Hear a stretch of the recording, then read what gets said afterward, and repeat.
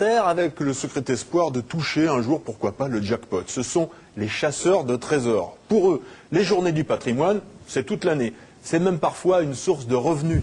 Certains n'hésitent pas en effet à passer au détecteur de métaux des sites archéologiques fraîchement découverts.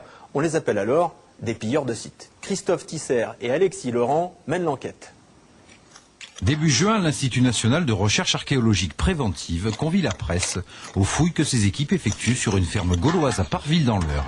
La nuit suivante, le site est massacré par des pillards munis de détecteurs de métaux et de pioches qui ruinent en quelques heures le travail méticuleux des archéologues. Attirés par des monnaies à l'effigie de l'empereur gaulois Postumus montré par les chercheurs, ils ont trouvé dans la presse locale un plan d'accès au site qui n'était pas gardé.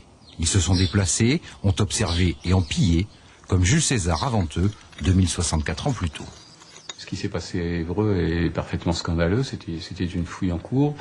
Alors on avait justement par précaution, les archéologues étaient déjà passés au détecteur dans les zones non fouillées, donc je pense que les dégâts sont relativement limités. Les détecteurs de métaux se sont répandus en France depuis 25 ans.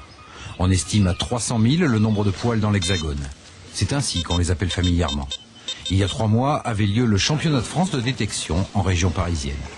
Si pour la plupart des utilisateurs c'est un loisir de plein air, souvent combiné avec un réel intérêt historique, il est évident que la poêle est un objet redoutable entre des mains mal intentionnées. Et c'est pour ça que la loi est claire.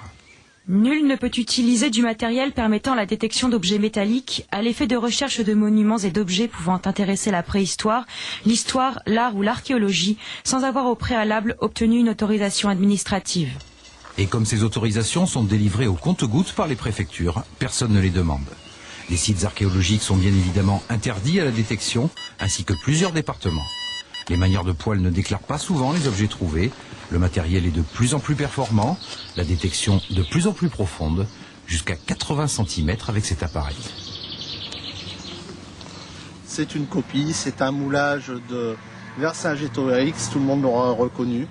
Donc nous avons montré par ce fait que notre détecteur est capable de détecter des masses très importantes, très profondément. C'est de plus en plus précis. Il y a 20 ans, on distinguait même pas les métaux précieux du fer, et puis ça augmente. Donc plus ça augmentera, plus les risques seront grands. Bien sûr, c'est préoccupant. Oui.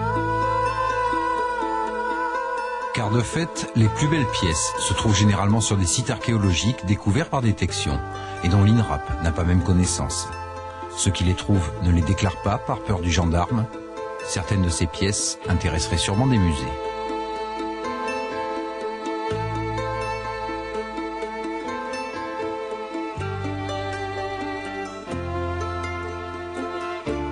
Déclarer, non, parce qu'à partir, si on déclare dans des départements qui sont interdits à la détection, je vois pas comment on peut aller déclarer, dire on a trouvé 5-6 monnaies à cet endroit-là. La première chose qu'ils vont nous dire, je pense, vous avez rien à faire là.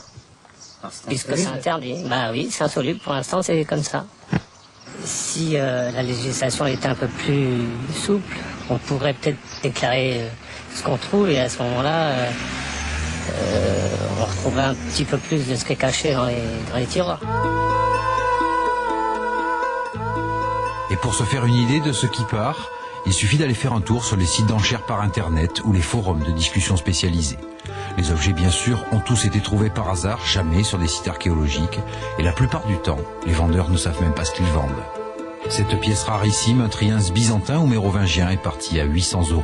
Elle vaut sans doute 10 fois plus. Alors les prospecteurs tous des crapules? Certainement pas.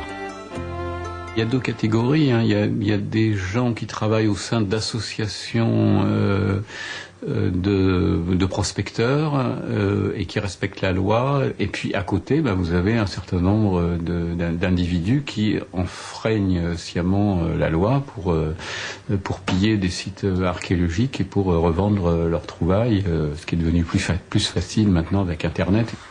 Et parmi les promoteurs d'une détection éthiquement responsable, il y a David. Il est cofondateur d'un magazine de détection. Bien conscient que quelques crapules font un tort considérable non seulement au patrimoine mais aussi à la détection de loisirs, il milite pour un vrai dialogue avec les archéologues. De chaque côté, on va vers des extrêmes, hein, à savoir des archéologues extrémistes détestent les prospecteurs, certains prospecteurs détestent les archéologues. Non, il faudrait essayer de s'asseoir à une table, comme j'ai déjà dit, essayer de discuter, arriver à un compromis. En effet, les prospecteurs devraient signer une espèce de charte qui les engage à ne pas aller sur les sites, mais d'un autre côté, les prospecteurs devraient avoir le droit, sans être harcelés par justement l'ONF, de pouvoir détecter, à savoir de bénéficier du fameux sésame qu'est l'autorisation administrative. La plupart des objets trouvés sont des canettes, des capsules ou des dés à coudre. Le prospecteur fait rarement fortune. Par contre, un jour peut surgir la trouvaille. Ici, des statères et cartes de statères, pièces gauloises du IIe siècle avant Jésus-Christ, en or évidemment. Il y en a pour 10 000 €. Et là, le prospecteur est face à sa conscience. Je déclare ou je garde? Je pense que les destructions dues aux grands travaux d'aménagement me paraissent beaucoup plus préoccupantes que celles des détecteurs de métaux. Chaque année, on aménage 60 000 nouveaux hectares du territoire français. Ça veut dire 20 mètres carrés à la seconde où on passe les bulldozers ou les pelles mécaniques. Et là-dessus, les archéologues interviennent sur à peu près 15% de ces surfaces. Toutes ces pièces, trouvées illégalement, mériteraient d'être étudiées pour mieux connaître l'histoire. Un aménagement législatif est-il nécessaire? Pour l'instant, c'est le statu quo. Alors François Demazière, question à 10 statères, pour ou contre les poêles à frire? Je crois que le reportage est très bien fait parce qu'il donne tous les éléments de réponse. On voit bien qu'il y a des excès qui sont très dangereux et qu'il faut éviter qu'il y ait des trésors qui disparaissent parce que des gens n'ont pas la bonne idée d'aller le déclarer et au contraire en profitent, en font un commerce, les prix cassés d'ailleurs comme les. Donc il va falloir certainement faire évoluer la réglementation. Je pense, je ne suis pas le spécialiste de la question. Le spécialiste, vous l'avez interviewé, il était là, c'était le président l'INRAP, qui est l'Institut national de recherche pour l'archéologie préventive. Il y a certainement des aménagements à faire parce qu'il y a aussi des gens de très bonne volonté qui ont envie de découvrir des choses et au contraire de faire participer le plus grand nombre à leur découverte. Alors, on l'a abordé au cours de cette émission, il y a le problème du patrimoine qui existe, qu'il faut découvrir, protéger, etc. Mais il y a aussi le patrimoine qui se crée, qui va se créer dans le futur. Et ça, vous en êtes passionné aussi. Et vous y travaillez puisque vous allez ouvrir en mars prochain la cité de Chaillot consacrée au patrimoine et à l'architecture. C'est important pour vous aussi de se préoccuper du patrimoine de demain? Je crois que c'est essentiel. Vous savez, souvent on oppose les gens qui aiment le patrimoine à ceux qui aiment l'architecture contemporaine. Et au fond, si on regarde bien, c'est un peu un non-sens.